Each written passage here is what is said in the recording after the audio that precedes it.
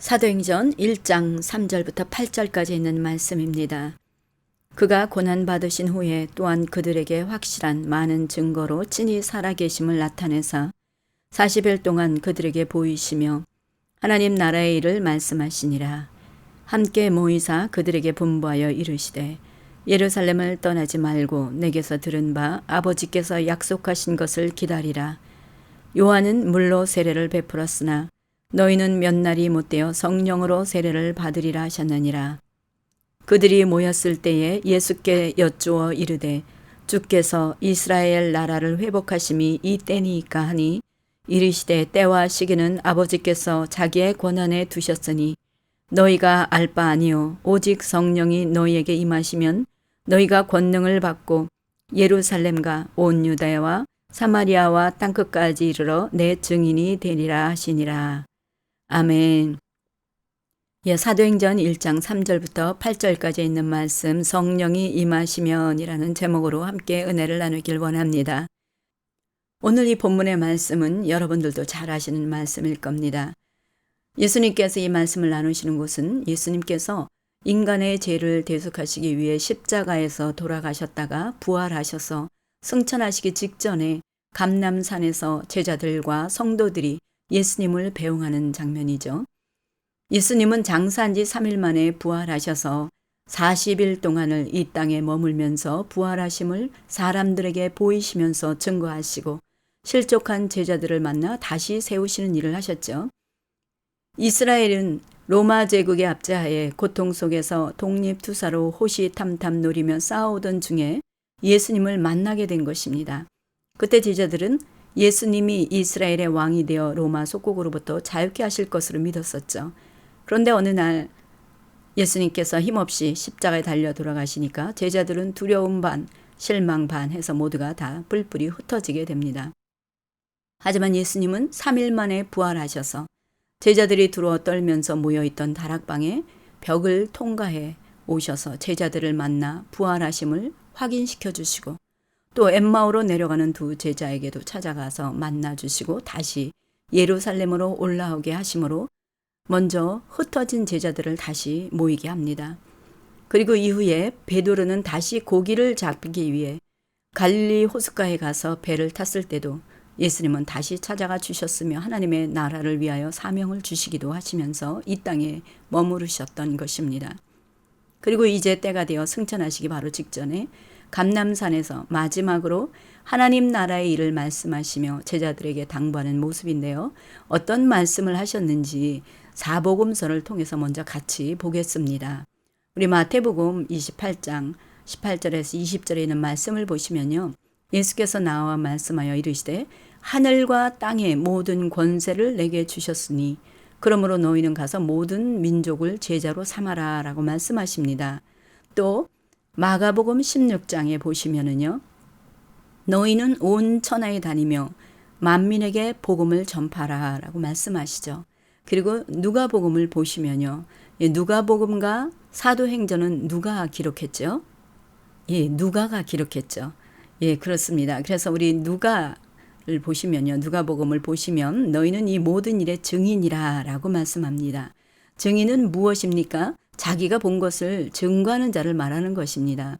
그런데 예수님께서는 무조건 나가서 전하지 말라고 합니다. 그럼 어떻게 해야 됩니까?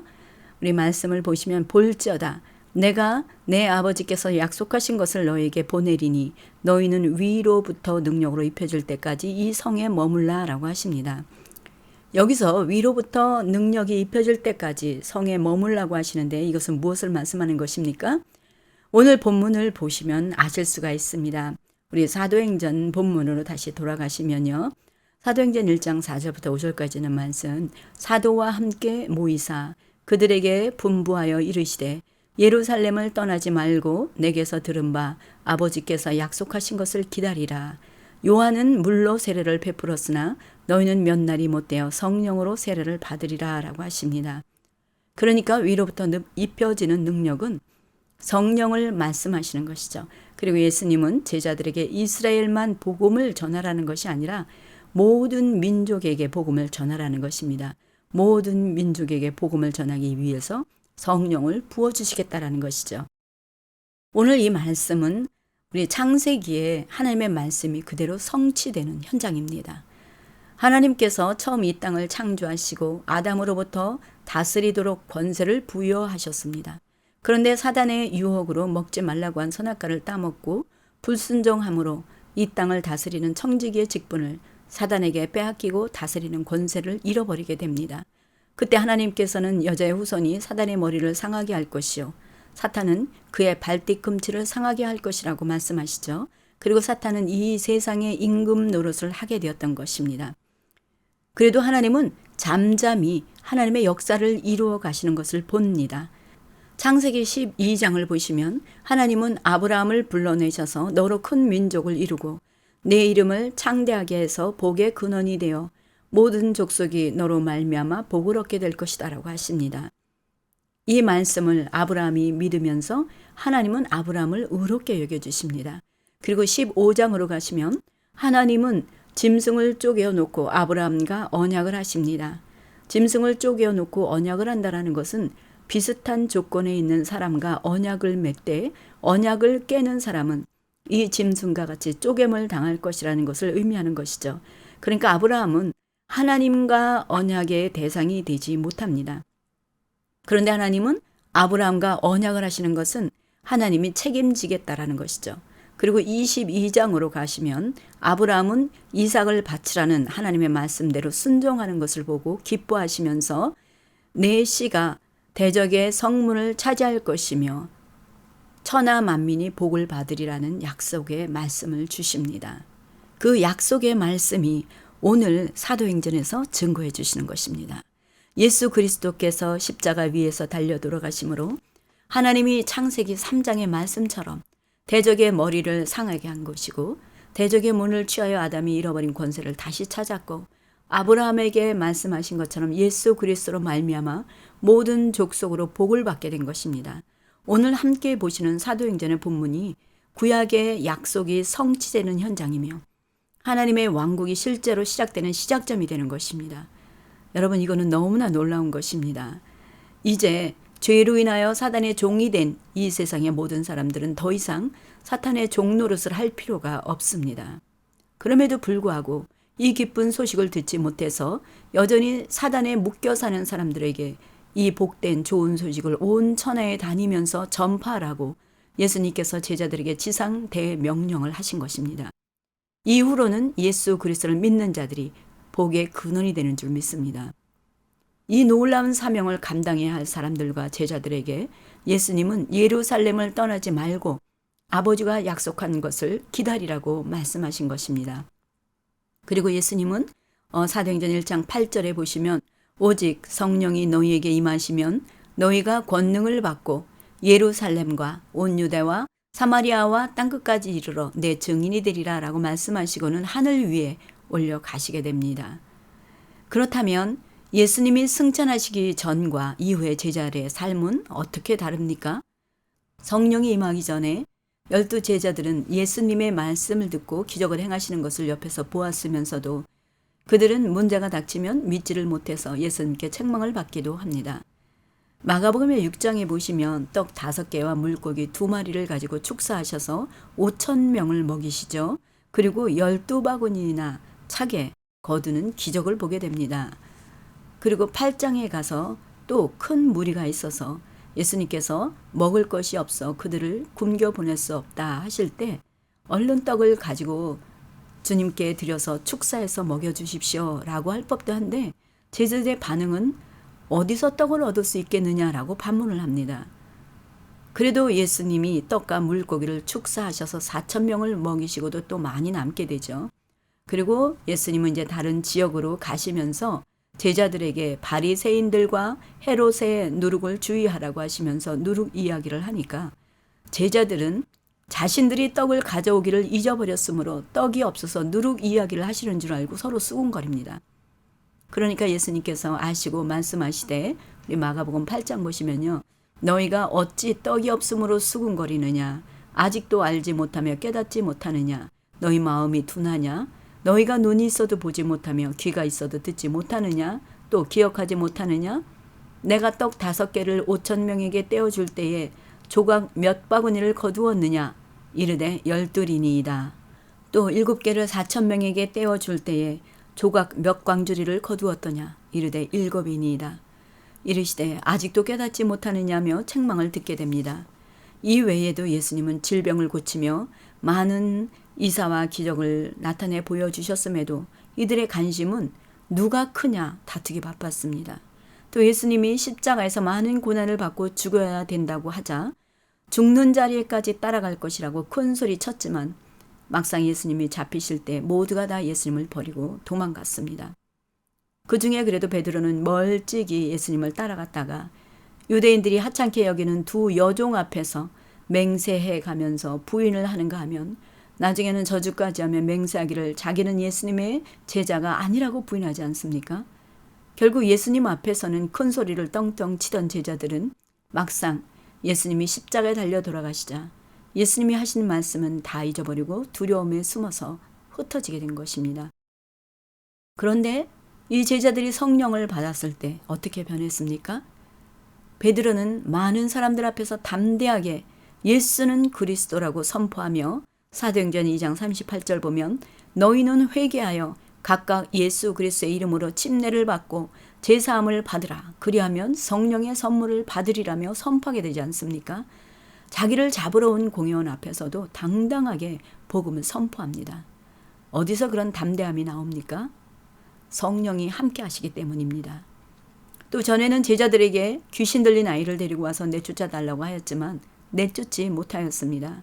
그런데 성령을 받은 제자들은 나면서부터 못 걷게 된 사람을 보고는 예수의 이름으로 담대히 일으키는 놀라운 역사가 일어납니다. 성령이 없다면 그리스도의 삶은 사실상 없습니다. 성령이 없으면 비전도 없고 기쁨도 없고 평안도 누리지 못합니다. 성령이 없다면 하나님과의 교제도 없게 계시도 없습니다. 성령에 대해서 책을 쓴 저자 존 비비언은 성령이 없다면 아무리 주를 위한 수고를 해도 탈진할 수밖에 없고 고갈될 수밖에 없을 것이다 라고 합니다. 그리고 교회는 침묵단체로 변할 것이며 교회는 종교제도가 될 것이라고 경고했습니다. 또 많은 사람들이 성령님을 먼저 인격적으로 알기 전에 성령의 역사와 능력부터 알려고 하기에 성령님과 깊고 친밀한 관계를 만들지 못하고 있다고 지적했습니다. 이것은 오늘날도 마찬가지입니다. 성령과의 친밀함을 갖지 못하고 지식으로 알고 있기에 실제로 성령의 역사가 나타나면 신사도 운동이라고 해서 이단시 취급하면서 적대시하는 경향도 있습니다. 하지만 그들이 정말 성령을 인격적으로 알고 깊은 친밀한 관계를 가지고 있다면 성령의 역사를 그렇게 비판하지 않을 것입니다. 부흥하면 우리는 주로 떠올리는 것이 1904년부터 일어난 영국의 웨일즈 부흥, 평양 대부흥, 아주사 부흥을 주로 떠올리게 되죠. 그런데 이 부흥의 물결이 있기 전에도 성령의 역사가 아주 많았습니다. 그 중에 한 역사를 소개하자면 1835년 하와이에서 일어나기 시작한 부흥은 1837년에 잠들어 있던 불길이 완전히 깨어나서 청중들이 전 주민이었다고 합니다. 그들은 매일 2년간 천막 집회를 열었는데 종소리만 나면 2,000명에서 6,000명의 회중들이 밤낮을 가리지 않고 모여들었다고 합니다.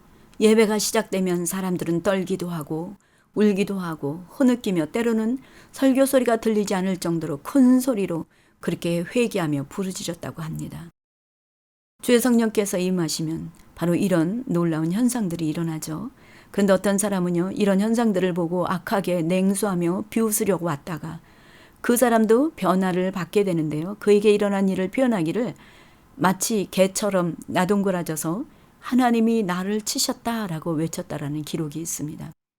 어떤 사람은 완전히 초대교회처럼 내가 어찌해야 구원을 받겠는가라며 외치기도 하고 기도하기도 했고, 어떤 때는 설교할 틈을 찾지 못해서 성령님께서 일하시는 것을 지켜볼 수밖에 없었다라고 하기도 합니다. 이외에도 일상을 뛰어넘는 성령의 역사가 곳곳에서 이례적인 일처럼 그렇게 일어나는 것이 기록되어 있는 것을 읽게 되었습니다. 또 1858년경 남아프리카 공화국의 네덜란드 개혁 교회에서 일어난 비정상적인 현상이 일어난 일이었습니다. 어느 주일 저녁 남아프리카 공화국 케이프 지방 웨체스커의 어느 강당에서 앤드류 머레이 목사님 밑에서 있던 J.C. 드브리스 부목사의 인도로 60명의 청년들이 중보 기도회를 하는 동안 갑자기 성령의 불이 임하게 됩니다.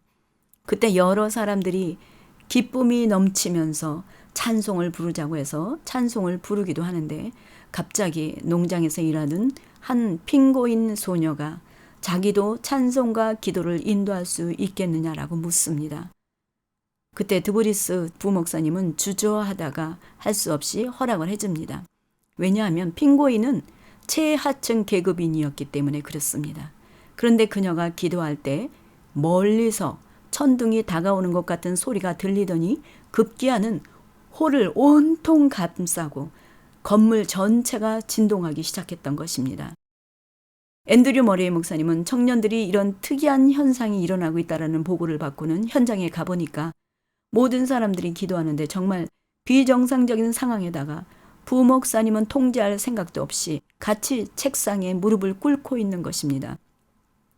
앤드류 머레이 목사님은 사람들에게 돌아다니면서 조용히 하라고 당부해도 아랑곳하지 않습니다. 나중에는 소리를 지르면서 진정하라고 하기도 했고 찬송을 부르게 하려고 하기도 했습니다. 그런데도 아무런 소용이 없었습니다. 결국 앤드류 머레이 목사님은요. 하나님은 질서의 하나님이신데 여기는 모든 게 엉망이군 하면서 그 모임의 자리를 떠나게 됩니다.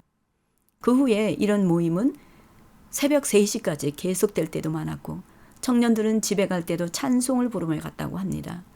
그런데 나중에는 사람들이 너무 많아져서 장소를 큰 강당으로 옮긴 첫날 밤 앤드류 머레이 목사님이 말씀을 봉독하고 메시지를 전한 후 기도를 하는데 또 그 신비한 천둥 소리가 세차게 울리면서 똑같은 현상이 일어나는 것이었습니다.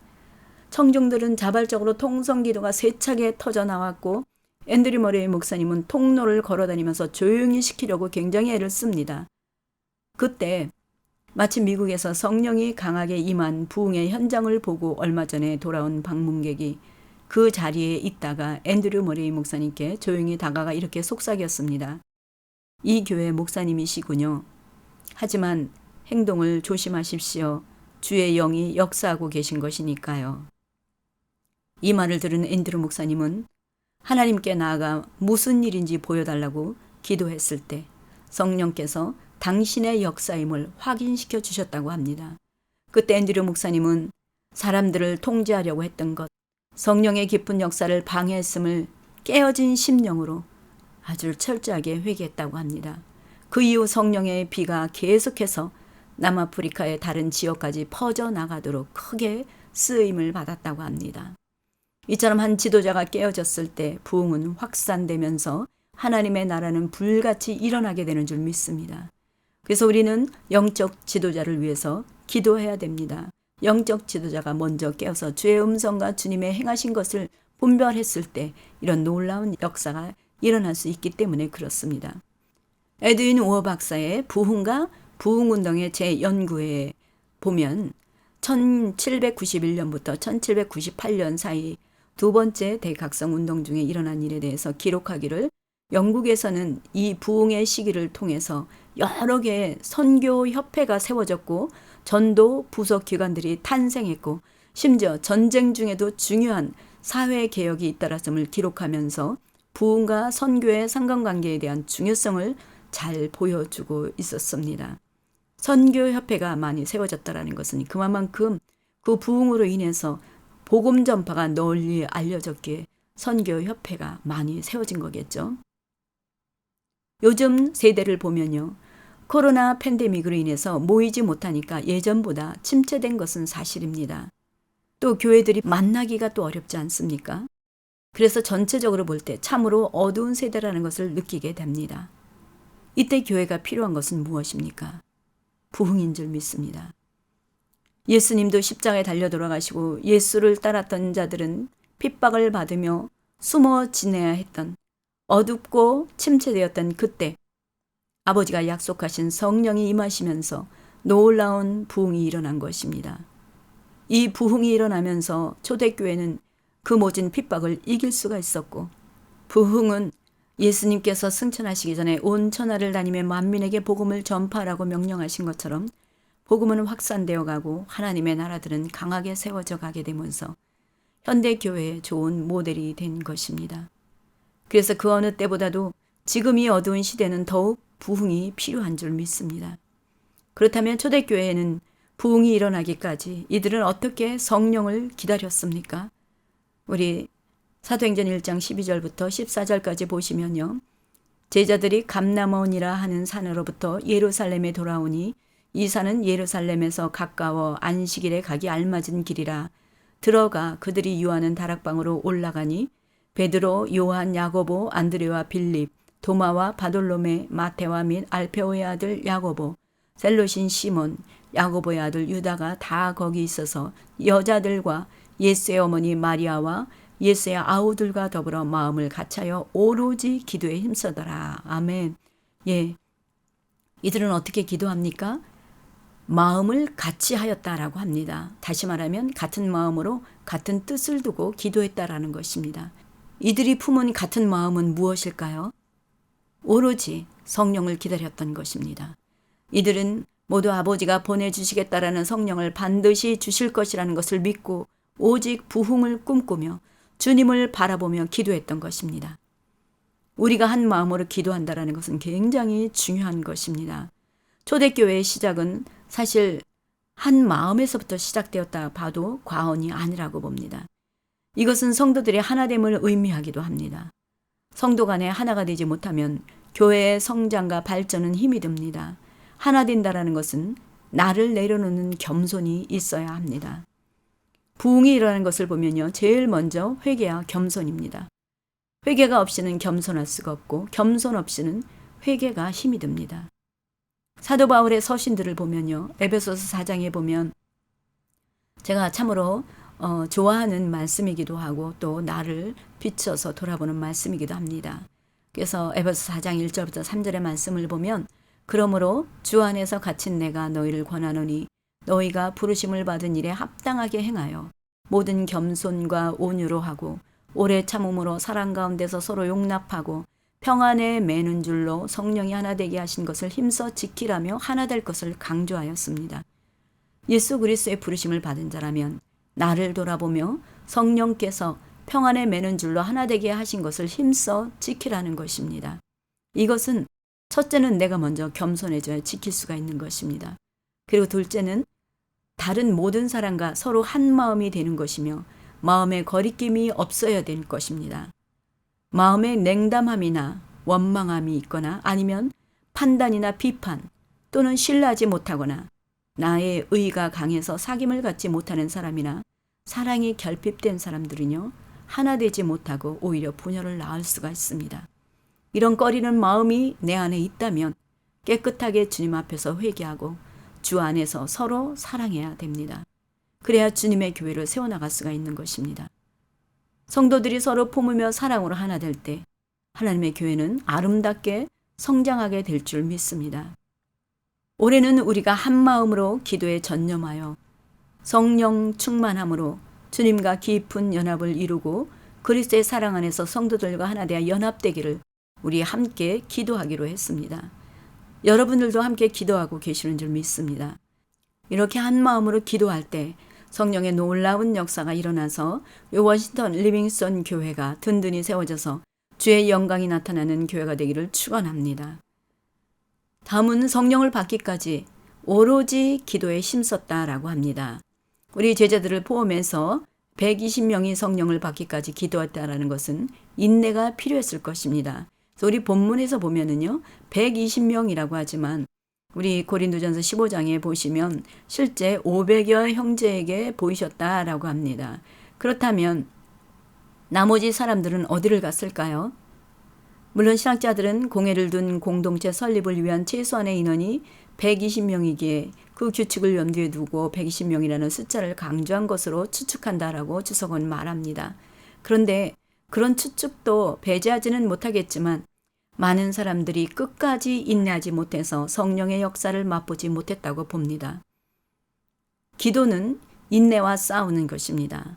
인내하며 기도할 때 기도는 반드시 응답이 이루어지는 줄 믿습니다. 믿으십니까? 아멘. 예, 우리가 기도했을 때 응답의 열매는 인내할 때 볼 수가 있는 것입니다. 초대교회가 성령의 강력한 임재로 부흥이 일어났던 것이 오직 주님만 바라보며 한 마음으로 성령을 갈망하며 인내하며 약속한 성령이 임할 때까지 기도했기 때문인 줄 믿습니다. 이들이 그렇게 약속을 믿고 인내하며 한 마음으로 전혀 기도에 힘쓸 때 일어난 역사를 보십시오. 우리 사도행전 2장 보시면요. 하늘로부터 급하고 강한 바람 같은 소리가 있어서 그들이 앉은 온 집에 가득하며 마치 불의 혀처럼 갈라지는 것들이 그들에게 보여 각 사람 위에 하나씩 임하여 있더니 그들이 다 성령의 충만함을 받고 성령이 말하게 하심을 따라 다른 언어들 곧 방언으로 말하기를 시작하였다라고 합니다. 여러분, 이런 성령의 역사를 경험해 보고 싶지 않으세요? 물론 성령을 받으셨겠지만 저는 강력한 부흥을 경험하길 원합니다. 제가 처음 교회에 갔을 때 몇 주 안 돼서 금요예배 때 예수님이 방문하셔서 저를 만져주신 적이 있습니다. 그때 제 마음은 형용할 수 없는 평강이 찾아왔습니다. 저의 육신의 질병은 다 치료되었고 고난을 이길 수 있는 기쁨이 제 안에 충만했었습니다. 그때 저는 주님을 여전히 잘 몰랐지만 교회가 성령의 임재가 충만했고 부흥이 일어났기에 그 안에 있던 저는 예수님을 만나게 된 것이고 성령의 역사를 경험하게 된 것입니다. 여러분들도 경험하신 분들이 많이 있으실 줄 믿습니다. 그래서 저는 우리 워싱턴 리빙스톤 교회가 이런 놀라운 부흥이 일어나 누구든지 특히 주님을 알지 못하는 사람들이 왔을 때 모두가 다 하나님을 경험하기 원합니다. 이 교회가 부흥의 역사가 일어나 이 지역뿐 아니라 선교지까지 부흥이 전달되어 일어나기를 원합니다. 그러나 우리는 이 부흥을 위해서 인내라는 값을 지불해야 됩니다. 마지막으로 중국 선교사로 파송된 노르웨이 독신 여성인 마리 몬슨이 1927년에서 37년 사이에 있었던 부흥을 회고한 대각성이라는 책에서 이런 글이 기록된 것을 여러분에게 소개하고자 합니다. 그녀는 그 책에 쓰여지기를 1907년에 시작된 한국의 부흥에 대해서 들었는데 그 역사가 엄청났으며 선교사님들의 기도를 통해서 부흥이 시작되었다라는 말을 듣고는 그 놀라운 그 불길을 자기도 조금이라도 좀 가져왔으면 좋겠다라고 그렇게 소원을 가졌을 때 여행하는 그 여행비가 자기는 감당할 수가 없었다고 합니다. 그래서 낙심할 때 이 자리에서 기도를 통해 받을 수 있다라는 그 말을 듣게 됩니다.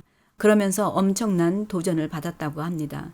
그래서 그녀는 그때 그러면 내가 받기까지 기도하겠습니다 라고 서원을 하고 그 부흥을 위한 기도를 하려고 일어나 기도방으로 가로질러 가려고 할 때 두세 걸음도 못 가서 멈추고 말았다고 합니다. 그때 일어난 일을 말로 표현하자면은 마치 구렁이가 내 몸을 칭칭 감고서 숨이 끊길 때까지 조이는 것 같았다고 합니다. 그래서 너무나 두렵고 무서웠다고 합니다. 마침내 헉헉대며 한마디를 겨우겨우 내뱉었는데 그 말은 예수님, 예수님, 예수님, 예수님이라고 그 귀중한 이름을 부를 때마다 숨소리가 쉬워졌고 결국에는 뱀이 떠나갔다고 합니다. 그리고 정신이 들자 처음 든 생각은요. 아, 이 기도가 그 정도로 중대한 일이겠구나 라는 것을 깨닫게 되었다고 합니다. 사단이 방해했던 것은 그의 부흥을 경험하기까지 오히려 인내하며 나아가는 데 힘이 되었다고 합니다. 그렇습니다. 하나님이 이루실 것을 믿고 한 마음으로 인내하며 기도할 때 사단의 방해가 있을 수 있습니다.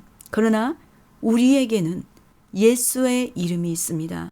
예수님이 우리와 함께 하시기에 예수님의 권세가 있기에 우리는 두려워하지 않습니다. 우리는 반드시 이기고 승리할 것입니다. 부흥은 우리보다도 주님이 더 원하시는 것인 줄 믿습니다. 사랑하는 성도 여러분, 지금이 가장 부흥이 필요한 때입니다. 우리 모두 겸손한 마음으로 나를 돌아보며 거짓된 것 다 버리십시오. 남을 비판하는 것이 나에게 있습니까? 정죄하는 것이 있습니까? 다 버리십시오. 오직 주님 앞에 겸비하여 오직 부흥을 주실 것을 간절히 기도하며 부흥을 경험하고 부흥을 통해 지역을 살리고 나라를 살리는 역사가 일어나도록 기도하는 저와 여러분이 되시기를 축원합니다.